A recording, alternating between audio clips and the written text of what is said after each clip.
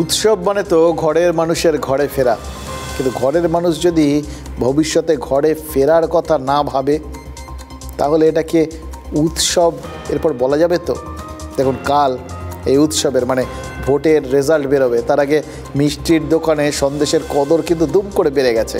Political পার্টিরা তারা বিভিন্ন রকম অর্ডার দিচ্ছে, বিশেষ ধরনের সন্দেশ বানাচ্ছেন মহিলারা।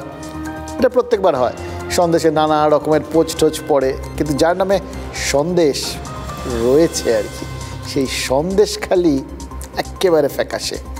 একটা জায়গা সেই জানুয়ারি মাস থেকে গরম হয়ে আছে, ভোট এসেছে চলে যাচ্ছে, ঝড় এসছে চলে গেছে, বৃষ্টি পড়ছে, বর্ষা আসছে, তবুও সন্দেশখালি ঠান্ডা হচ্ছে না। আচ্ছা বলুন তো, গ্রাম বাংলা সব ভুলে আন্দোলন চালিয়ে যাচ্ছে এইভাবে এতদিন ধরে, এতে রাজনীতির কী লাভ? এই প্রশ্নগুলোর স্পষ্ট জবাব বোধ হওয়ার দরকার। দেখুন, গতকাল রাজবাড়ি এলাকা, আগরকাটি এলাকা এগুলো সব উত্তপ্ত হয়েছিল, আজকেও তাই। বেরমজুর, মাঝেশ্বরবাড়ি অঞ্চলে দল বেঁধে মহিলারা সব ফের রাস্তায় বেরিয়ে আসছেন। সব অভিযোগ একই সুর। আগের দফায় সন্দেশখালিতে অভিযোগ ছিল শাহজাহান, শিবু, উত্তমদের বিরুদ্ধে, এবার অভিযোগ তারও লক্ষ্য স্থির রাজ্য পুলিশ। অভিযোগ যে ভোটের দিন রাত থেকে পুলিশ গ্রামে গ্রামে ঢুকে বেছে বেছে পুরুষদের গ্রেপ্তার করছে, মহিলাদেরও নাকি বেধড়ক মারধর করছে। গতকাল বিজেপি কর্মী সাধন রঞ্জিত নামে একজন অভিযুক্তকে গ্রেফতার করতে গিয়েছিল পুলিশ। মহিলারা পুলিশের হাত থেকে সেই অভিযুক্তকে ছিনিয়ে নেয়। আজ দুপুরে অমর ভূঁইয়া নামে এক বিজেপি কর্মীকে বিশাল পুলিশ বাহিনী ধরে নিয়ে যায় গ্রাম থেকে। বিজেপির মহিলা মোর্চার নেত্রীর কাছে গ্রামবাসীরা অভিযোগ করেছেন বিজেপিকে ভোট দেওয়ার শাস্তি দিচ্ছে পুলিশ। দেখুন, সত্যি মিথ্যে বলা কিন্তু মুশকিল, কিন্তু গ্রামের ছবি দেখে একটা বিষয় তো স্পষ্ট বুঝতে পারছি যে পুলিশ বেশ তেড়ে ফুঁড়ে নেমেছে, অ্যাকশন চলছে। মুখ্যমন্ত্রী বলেছিলেন যে হাজি নুরুল জিতলে সন্দেশখালিতে যাবেন। মুখ্যমন্ত্রীকে যাতে এই সমস্ত আন্দোলন দেখতে না হয় তারই পথ কি পরিষ্কার করছে পুলিশ? পুলিশে ছয়লাভ সন্দেশখালি, গ্রামের রাস্তায় রাস্তায় টহলদারি, বাড়িতে ঢুকে তল্লাশি, অভিযোগ থাকলেই গ্রেপ্তারি। এই পুলিশি অভিযান ঘিরেই ফের তপ্ত সন্দেশখালি। ভোটের আগে ত্রিমোহিনী বাজারে আন্দোলনের যে ছবি দেখেছিল রাজ্য, এখন তারই সাক্ষী রাজবাড়ি, আগরকাটি, মাঝেশ্বরবেড়িয়া, হাকিদহ, ঝাড়িপাড়া।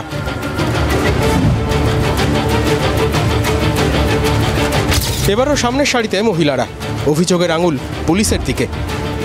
রাত্রে আমাদেরকে পিটে দিয়ে গেছে, এমন জায়গায় মারছে। পুলিশ কি ওরকম জায়গায় কিন্তু মারে? এমন জায়গায় মেরেছে, দেখানোর কোনো জায়গা নেই সেটা। একজন নয়, একের পর এক মহিলা পুলিশের বিরুদ্ধে সোচ্চার। পুলিশ প্রশাসন তো এমনি মহিলাদের মারছে, গরুর মতন মারতে নিয়ে যাচ্ছে। পুলিশদেরকে কি আমাদের তো নিরাপত্তা দেওয়ার জন্যই পুলিশ এখন আছে। পুলিশ লাথি মেরে ভেতরে ঢুকছে, মহিলারা সব শুয়ে আছে রুমে, বাজে খিস্তি দিচ্ছে। আর পুলিশ বলে যাচ্ছে যে মেয়েদের এমন জায়গায় মারবো যে খুলে দেখাতে পারবে না। এই কি পুলিশ? এমন জায়গায় আমরা বলতে পারবো না, দেখাতে পারবো না। আমরা দেখাতে গেলে নিজেদের লজ্জা লুকিয়ে দেখাতে হবে। তাহলে দিদি বলেছিল না 2 থেকে আমরা পিছিয়ে মানে সম্মান বেঁচেছি, কিন্তু আমরা সম্মান বেঁচি না। সম্মান নিজেদের রক্ষা নিজেরা করতে জানি আমরা। পুলিশি অভিযানের বিরুদ্ধে সরব হওয়ার এই পর্ব রবিবার থেকেই চলছে। পুলিশের হাত থেকে বাঁচতে কয়েকজন মহিলা ভেরিতে পর্যন্ত নেমে পড়েন। কেন্দ্রীয় বাহিনী কেন বসে তা নিয়েও প্রশ্ন তোলেন আগরকাটির মহিলারা। ছেলেদের তুলছে কেন, কিসের জন্য? আর এই দাদার পুলিশ থেকেও কিছু করছে না কেন? দিদির পুলিশ মারছে কেন? দাদার পুলিশ দাঁড়িয়ে দেখছে কেন? দাদার পুলিশ।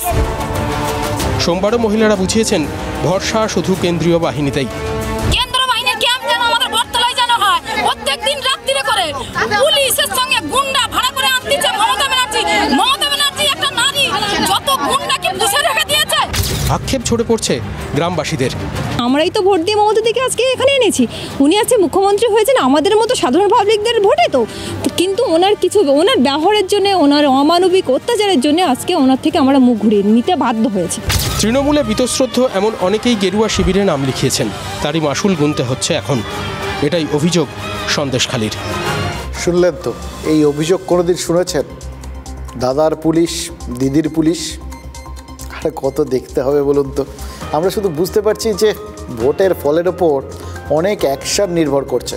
মুখ্যমন্ত্রী বলেছিলেন যে হাজি নুরুল জিতলে তিনি ওইখানে সন্দেশখালিতে যাবেন। আর যদি নরেন্দ্র মোদী যেতেন তাহলেও কি হতে পারে তার আশা আশঙ্কা সব তিনি জানিয়েছিলেন। এই জয়, কে জিতবেন, কে আমাদের দেশ সামলাবেন তা নিয়ে কিন্তু প্রতিবেশী দেশও, মানে শুধু মমতা বন্দ্যোপাধ্যায় না, আমাদের প্রতিবেশী দেশও ভাবনাতেই রয়েছে, দুশ্চিন্তাতেই রয়েছে। সেই গানটা মনে আছে, আসছে আষাঢ় মাস মন তাই বলছে কি হয় কি হয়। দেশ ভাগ হয়েছে কিন্তু ঋতু তো ভাগ হয়নি, তাই পাকিস্তানেও এখন পাপিষ্ঠ জ্যৈষ্ঠ। আষাঢ়ের ভয় তো সেখানেও আছে। গণনার সময় লোডশেডিংয়ের ভয় পাচ্ছে আমাদের শাসক থেকে বিরোধী, সাধারণ মানুষ ভয় পাচ্ছে ফল ঘোষণার পর অশান্তির আঁধার যাতে না নেমে আসে। আর পাকিস্তানিদের অবশ্য সেই সমস্ত অন্ধকারে ভয় নেই, অন্ধকারেই তারা বাস করে।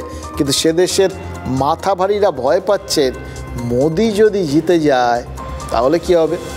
সত্যি পাকিস্তানের প্রধানমন্ত্রী তিনি কি করছেন, তিনি কি ভাবছেন সেটা আমাদের পক্ষে জানা সম্ভব হয়নি, কিন্তু বিজেপির প্রধানমন্ত্রী কি করবেন সেটা নিয়ে পাকিস্তানিদের ভাবনা চিন্তার মধ্যে কিন্তু কোনো অসুবিধে নেই। তারা জেনে গেছেন যে মোদি কি করবেন, তারা জানেন, মানে তাদেরই বক্তব্য শোনালাম তো। তারা মনে করছেন মোদি যেটা বলেন সেটা করেন, আর তার আগের বক্তব্য হচ্ছে ঢুকে মারা, মানে ঘুষকে মারেঙ্গে। এটা মোদি অতীতে করে দেখিয়েছেন সার্জিক্যাল স্ট্রাইকে। ফলে এবারও যে সেরকম কিছু তারা করতে পারেন এই নিয়ে পাকিস্তানিরা রীতিমতো টেনশানে রয়েছেন। দেখুন, ফাওয়াদ চৌধুরীর পর আইজাজ চৌধুরী, প্রাক্তন পাক কূটনীতিক, তিনিও কিন্তু পাকিস্তানিদের একইভাবে মোদি জুজু দেখাচ্ছেন। আসলে মোদির জুজু দেখিয়ে পাকিস্তানের রাজনৈতিক দলগুলো নিজেদের ভোট ব্যাংকটা সাজিয়ে নিচ্ছে, মানে যে যেটা পারে আর কি ইউজ করে নিজের জায়গাটা পরিষ্কার করতে চায় আর কি। আর শুধু তার মানে মোদি মানে বিজেপির পোস্টার বয় নয়, পাকিস্তানের রাজনীতিতেও ফিয়ার ফ্যাক্টর। বাংলাদেশ, শ্রীলঙ্কা তারাও কিন্তু নিজেদের স্বার্থেই ভারতের ভোট গণনায় নজর রাখবে। ভারতের এই নির্বাচনের ফলাফল কিন্তু বিশ্ব রাজনীতির ভারসাম্যের ওপর বিরাট একটা প্রভাব ফেলতে চলেছে। নরেন্দ্র মোদী নিজেই বলেছেন যে তৃতীয়বার জিতলে তিনি হবেন G20 আর ব্রিক্স গোষ্ঠীতে সবচেয়ে শক্তিশালী নেতা। বুথ ফেরত সমীক্ষাগুলো সামনে আসার পর আসল ভোট গণনাটা যেন জাস্ট আনুষ্ঠানিকতা হয়ে দাঁড়িয়েছে, জানেন তো। সবাই যেরকম ভাব করছেন তাতে তো মনে হচ্ছে ওটাই আসল ছিল।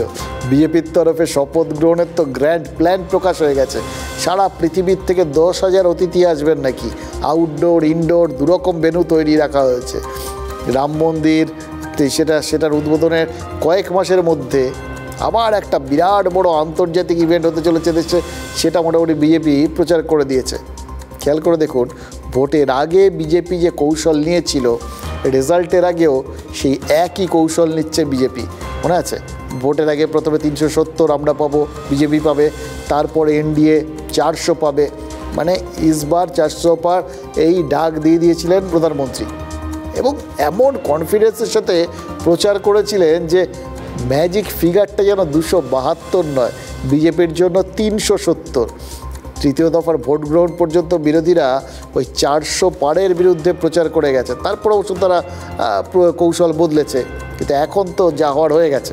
ভোট ইভিএম বন্দি, ভোটারদেরও আর সিদ্ধান্ত বদলের সুযোগ নেই। তাহলে এই যে মাইন্ড গেম, তখন তো বলা হচ্ছিল এটা মাইন্ড গেম, এই প্রতিপক্ষকে চাপে ফেলে দেওয়া, তাদের নিজেদের এজেন্ডায় বক্তব্য রাখতে বাধ্য করা, সেটা তো তখন বিজেপি করেছিল। এখন কার জন্যে করছে? ভোট টোট শেষ, ওখানে আর কি হবে। বিজেপি এই যে শপথ গ্রহণের প্রস্তুতি শুরু করে দিয়েছে, নরেন্দ্র মোদী প্রথম 100 দিনের কাজের এজেন্ডা নিয়ে বৈঠক করছে, এর তো দুটো মানে হতে পারে। একটা পরিষ্কার যে নির্বাচন ফলাফল নিয়ে তার মানে অত্যন্ত আত্মবিশ্বাসী বিজেপি, অথবা তারা এই ফল ঘোষণার স্টেপটাকে টপকে গিয়ে সামনে তাকাতে বলছে দেশবাসীকে। তার বাইরেও আরেকটা জিনিস আছে, এই যে পরপর যে স্টেপগুলো, মানে যখন 400 বলেছেন, যখন বলেছেন পুরো জিতে গেছি, তারপরেও কিন্তু দেখা গেছে ধরুন রাম মন্দির হয়ে গেছে, বাকি সমস্ত বিষয়গুলো নিয়ে দেশবাসীর সামনে বক্তব্য রাখা হয়ে গেছে, শেষ বেলায় গিয়ে কখনো সিএ, কখনো ওই কেজরিওয়ালকে গ্রেফতার, এই স্টেপগুলো কিন্তু নিয়েছে বিজেপি। অর্থাৎ একটা তাসও তারা ফেলতে বাকি রাখেনি, মানে একদম কোনো চান্স নেওয়া যাবে না, সব তাস ফেলে দাও। এক্ষেত্রে কি, এই ক্ষেত্রে তাহলে তারা কিন্তু চাইছেন শেষ বাঁশি বাজা পর্যন্ত, অর্থাৎ ফল ঘোষণা পর্যন্ত নিজেদের জায়গাটাকে শক্তপোক্ত করে ধরে রাখতে। তার মানে ওই গণনা কেন্দ্রে যাতে তাদের কর্মীরা, তাদের এজেন্টরা নিজেদের দায়িত্ব সম্পর্কে সঠিকভাবে উৎসাহিত হয়ে হাজির থাকেন এবং বিরোধীরা কোথাও গিয়ে এই চাপের সামনেই প্রস্তুতি থেকে ঘাবড়ে গিয়ে হয়তো অনেকে হাল ছেড়ে দিয়ে এলেনই না, মনস্তাত্ত্বিক লড়াই একদম শেষ মুহূর্ত পর্যন্ত চালিয়ে যাওয়ার ব্যবস্থা কিন্তু করে ফেলেছে এবার বিজেপি। ये इसलिए है कि मुनाफा कुछ लोग कमा कर कल विदा हो जाएंगे, कुछ लोग महंगाई का बढ़ाने का काम किया है, अपने लोगों को मुनाफा कमाने दे रहे हैं। आखिर मुनाफा किसके पास जा रहा है? चुनाव खत्म हो गया, हर चीज महंगी होगी। आप बताओ, बिजली कहीं मिल रही थी? जिन फेजेस में चुनाव खत्म होता चला जा रहा था, बिजली कहाँ थी?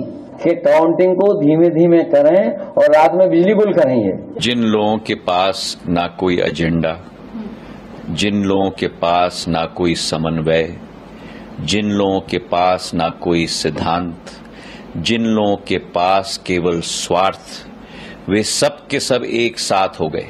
কংগ্রেস অবশ্য এবার অনেক সতর্ক, জানেন তো, ইন্ডিয়া ঐক্যের দাবি তারা 295টা আসন পাবে। জোটের সব নেতা এক সুরে সেই কথাই বলছেন। কংগ্রেস অফিসেও সেলিব্রেশনের প্রস্তুতি নেওয়া হচ্ছে যাতে মানুষের মনে এখন থেকে অন্যরকম কোনো বার্তাটা না চলে যায়। মানে ক্লোজ ফাইট হলে মানুষের মনে তৈরি হয়ে থাকা ধারণাই বড় ভূমিকা নিতে পারে। এক্সিট পোল প্রকাশের পর আজ শেয়ার বাজার চাঙ্গা, সেই ইঙ্গিতকেও কিন্তু ইন্ডিয়া ঐক্যের নেতারা পাত্তা দিচ্ছেন না। সেটা দেখে আমার মনে হচ্ছিল এবার না এটাই হচ্ছে এবারের ভোটের স্পিরিটও বলতে পারেন অথবা নতুন ট্রেন্ড। এখানেও দেখবেন প্রত্যেকটা পর্যায়ে ভোট শেষ হয়েছে আর দু দলই মোটামুটি বিজয় মিছিল বার করে দিয়েছে, রেজাল্টের জন্য অপেক্ষা করেনি। এবার এখন সর্বভারতীয় স্তরে বিজেপিও তাদের ওই বিজয় মিছিলই প্রায় করে ফেলেছে, যখন এরকম শপথ গ্রহণের ব্যবস্থা করে ফেলেছে, পরিকল্পনা বাইরে বার করে দিয়েছে। আর কংগ্রেসও তারাও যখন উৎসবের পরিকল্পনা সেরে ফেলেছে, তখন মনে হচ্ছে সেই ট্র্যাডিশন, মানে আমাদের রাজ্যের উত্তরবঙ্গ থেকে দিল্লি পর্যন্ত একভাবে বইছে।